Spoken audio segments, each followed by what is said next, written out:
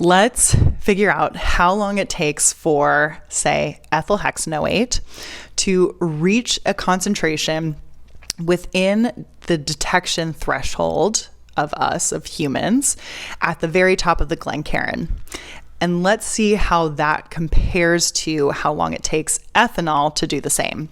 We're going to calculate this, but please note that these calculations are estimates. We're doing this calculation as if we have a Glencairn in a completely stagnant room and at time equals 0, right? We start our stopwatch and 1.5 ounces of spirit just magically appears into the glass. So let's start with ethyl hexanoate. I found the odor detection threshold. It's between 0.3 and 5 ppb, parts per billion. We also know the concentration of ethyl hexanoate in an aged malt whiskey. And after doing some math that I won't bore you with, well, unless you want to follow along, this equates to a mole fraction of 1.7 times 10 to the negative 7 in a 50% ABV spirit. I was also able to calculate the vapor pressure of pure ethyl hexanoate, which allowed me to calculate the partial pressure. This allowed me to figure out the corresponding concentration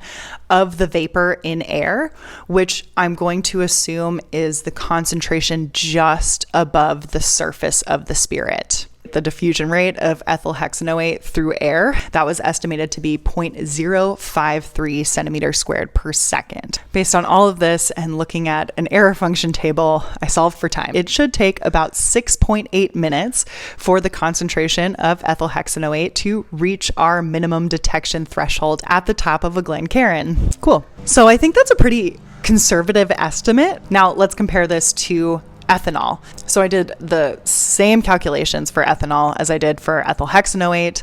I found the molar fraction in the liquid, which allowed me to calculate the partial pressure and then the molar fraction of the vapor at the surface. I also calculated the diffusion rate using the same method. And I found that the odor detection threshold for ethanol is 80 parts per million, 80 ppm. All that was plugged into Fick's second law of diffusion. I looked at the error function table again, and finally I solved for time.